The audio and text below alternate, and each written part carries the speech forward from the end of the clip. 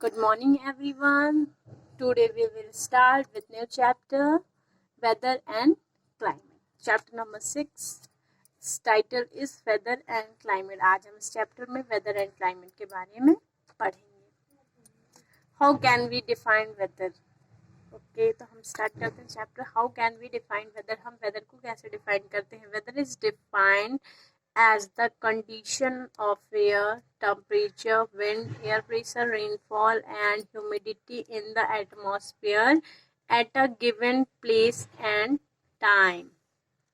Weather means होता है जो कंडीशन होती है एयर की, air of condition of air temperature, wind, air pressure, rainfall and humidity in the atmosphere में ये सारी चीज़ें होती हैं इन अ गिवन प्लेस, एक समय पे एक ही जगह पे. इन सबको हम क्या कहते हैं, वेदर कहते हैं.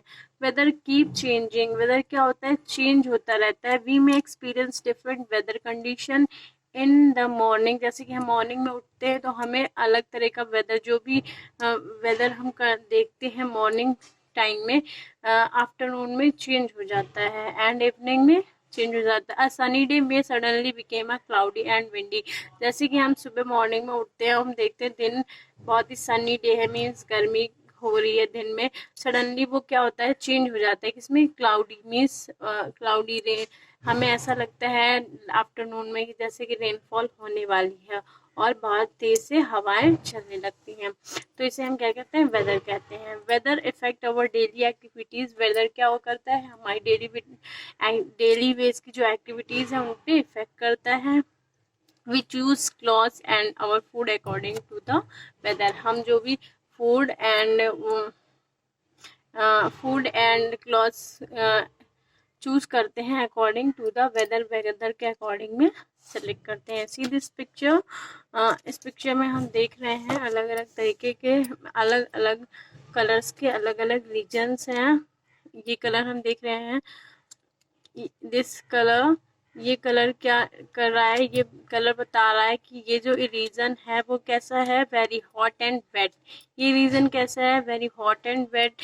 ये रीजन हम ग्रीन देख रहे हैं, ये कैसा है, हॉट एंड वेट रीजन. ये रीजन कैसे, गर्म है और वेट है. ये रीजन हम देख रहे हैं लाइट येलो में, ये एरिया सब कैसे हैं, वेरी हॉट एंड ड्राई. ये एरिया है जो येलो पे है, ये बहुत ही हॉट एंड ड्राई है. This colour is very cool. Cool and dry places. ये कैसे प्लेसेस हैं, कूल एंड ड्राई. ये कलर हम देख रहे हैं डार्क कलर में, ये कैसा है, वेरी कोल्ड रीजन. ये बहुत ही ठंडा रीजन है. नेक्स्ट पेज पे हम चलते हैं.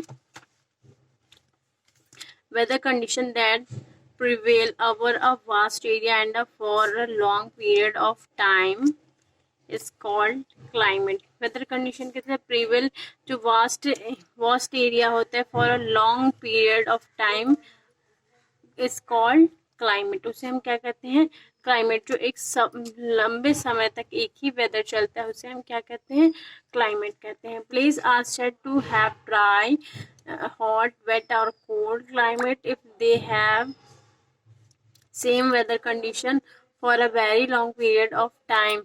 जैसे कि कुछ places हैं ड्राई होते हैं, हॉट होते हैं, वेट होते हैं, कोल्ड क्लाइमेट होता है.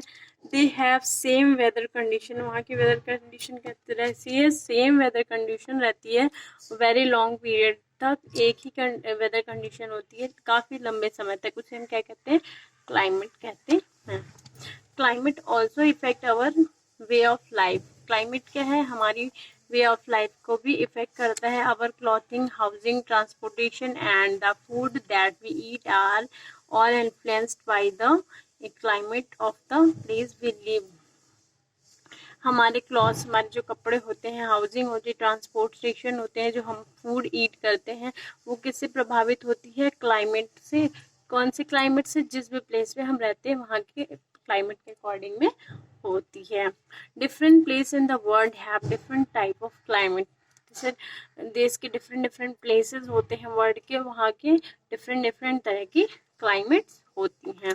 Country like Canada, Norway, Sweden and Russia are very cold. जैसे ये सारी कंट्रियाँ हैं, Canada, Norway, Sweden and Russia, ये सब कैसी हैं, बहुत ही कोल्ड रीजन है. कंट्रीज हैं. While several part of India, जैसे several part of India, Myanmar, China, Bangladesh and Indonesia are hot and humid. Myanmar, China, Bangladesh and Indonesia, ये कैसे हैं देश, कैसे places हैं? Hot and humid. The region with similar climate condition have similar way of life. जो भी जिस भी क्लाइमेट सिमिलर मीन्स एक समान क्लाइमेट, जिस भी condition climatic condition have a similar way of life. Okay, the climate of a place influenced by several factors. जो climate होते हैं उनको प्रभावित करते हैं ये सारे फैक्टर्स. फर्स्ट है हमारा अल्टीट्यूड और distance from the equator. Altitude आपने पढ़ा था, लेटीट्यूड, एल्टीट्यूड. कैसे, जो इक्वेटर से, इक्वेटर आपको पता है जो अर्थ के बीचों बीच में एक सेंटर में लाइन होती है उसे हम इक्वेटर कहते हैं.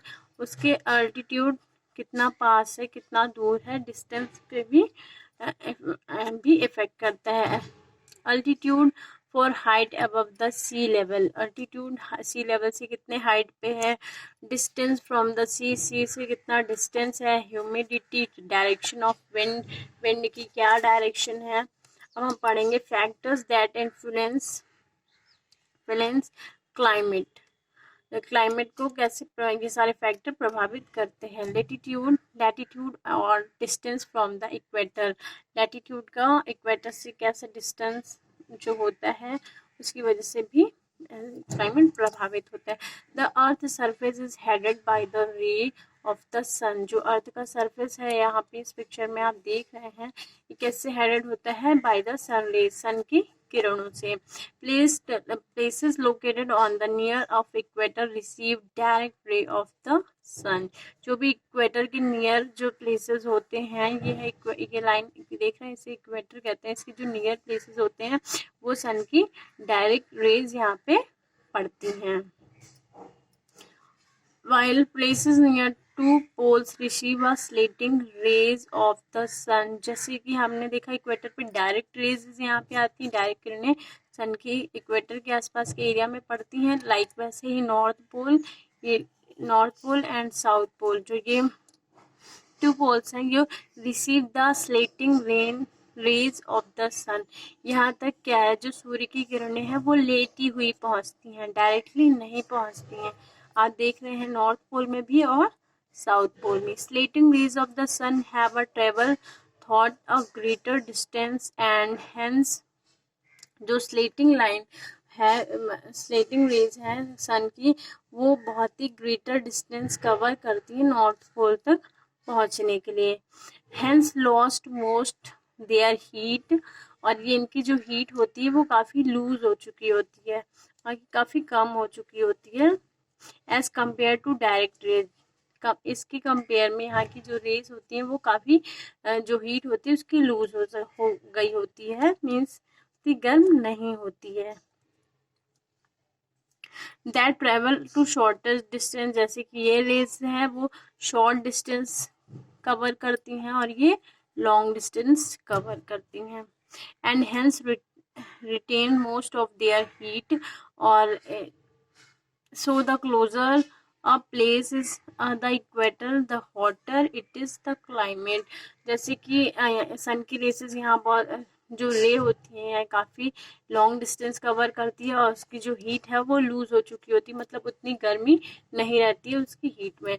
और यहाँ की डायरेक्ट पड़ती है और बहुत ज़्यादा गर्म होता है. इस वजह से जो इक्वेटर का आसपास का एरिया होता है वो बहुत ही हॉटर, मीन्स बहुत ही ज़्यादा गर्म होता है. यहाँ का वातावरण बहुत ज़्यादा हॉट होता है. The closer a place to poles that colder its climate. और जो यहाँ के प्लेसेस होते हैं, ये प्लेसेस आप देख रहे हैं, ये कैसे हैं, कोल्डर होते हैं, ठंडे होते हैं, क्योंकि यहाँ पे सूर्य की किरणें बहुत कम मतलब पड़ती हैं, लेकिन बहुत ही कम, ज़्यादा हीट नहीं पहुँचती यहाँ तक. हम नेक्स्ट पढ़ेंगे अब अल्टीट्यूड और height above the sea level. Means जो अल्टीट्यूड है उसकी हाइट सी लेवल से कितनी है, ये है sea level. Okay. The rays of the sun heat the surface of the earth. जो सन की रेज होती हैं वो सन अर्थ के सरफेस को कैसा करती हैं, हीट कर देती हैं। The heated surface then heat the atmosphere, और जब इसकी सरफेस हीट होती है, गर्म होती है, तो उससे क्या होता है, जो आसपास का वातावरण कैसा होता है, गर्म हो जाता है। Places at the higher altitudes receive lesser heat than those placed at the lower latitude। जो जैसे कि जो सरफेस गर्म हो जाती है, तो जब गर्म होके हवा ऊपर की तरफ उठती है, तो जो लोअर एल्टीट्यूड होता है वो कैसा हो जाता है, वो बहुत ही गर्म हो जाता है। लेकिन जब धीरे धीरे हवा ऊपर की हायर एल्टीट्यूड के पास पहुंचती है, तो जो हवा होती है वो ठंडी हो जाती है, तो इसलिए वहां पे ज्यादा गर्मी पहुंच नहीं पाती है। रिसीव लेजर, तो उनके पास जो रिसीव होती है हीट वो बहुत ही कम होती है, इनफैक्ट वो ठंडी हो जाती है हवाएं वहां तक पहुंचते पहुंचते।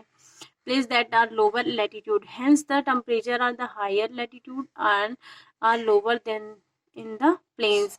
इसलिए क्या होता है, जो प्लेन्स एरिया होता है वो बहुत ही ज़्यादा गर्म होता है, और जो हायर एल्टीट्यूड एरिया होता है वहाँ का टेम्परेचर कम होता है, वहाँ पे गर्मी कम होती है। The temperature decrease as the height, इसलिए जो हाइट पे टेम्परेचर होता है वो डिक्रीज होता है, मीन्स वहाँ का एरिया ठंडा होता है।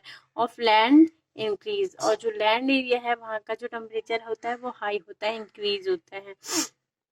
जैसे कि अर्थ गर्म होता है, जैसे कि सन की रेजेस अर्थ पे आ रही हैं, अर्थ का सरफेस गर्म हो रहा है, इससे क्या हो रहा है, जो आसपास की हवाएं है, एटमॉस्फेयर, वो कैसी हो जा रही है, गर्म हो जा रही है। और जब वो गर्म होती हैं तो ऊपर की तरफ उठती हैं, लेकिन जब वो ऊपर की तरफ उठते उठते और अधिक ऊपर जाती हैं तो कैसी हो जाती है, ठंडी हो जाती है। इसलिए जो लाइक जो हिमालयाज है वहां तक वो पहुंचते पहुंचते बहुत ही ठंडी हो जाती हैं, इसलिए वहां का एटमॉस्फेयर कैसा होता है, ठंडा होता है।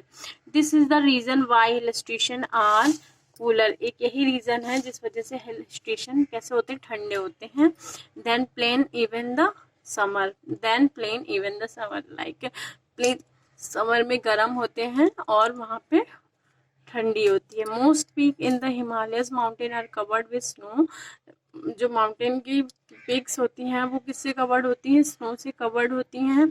Even during summer, summer time में भी, गर्मियों में भी वो बर्फ से घिरी होती हैं। If you have been on the holiday in hills, अगर आप कभी हिल पे जाते हॉलीडेज मनाने, यू वुड हैव नोटिस, आप नोटिस करोगे, it gets cooler as you go up, जैसे जैसे आप ऊपर जाओगे वैसे वैसे ठंड बढ़ती जाएगी।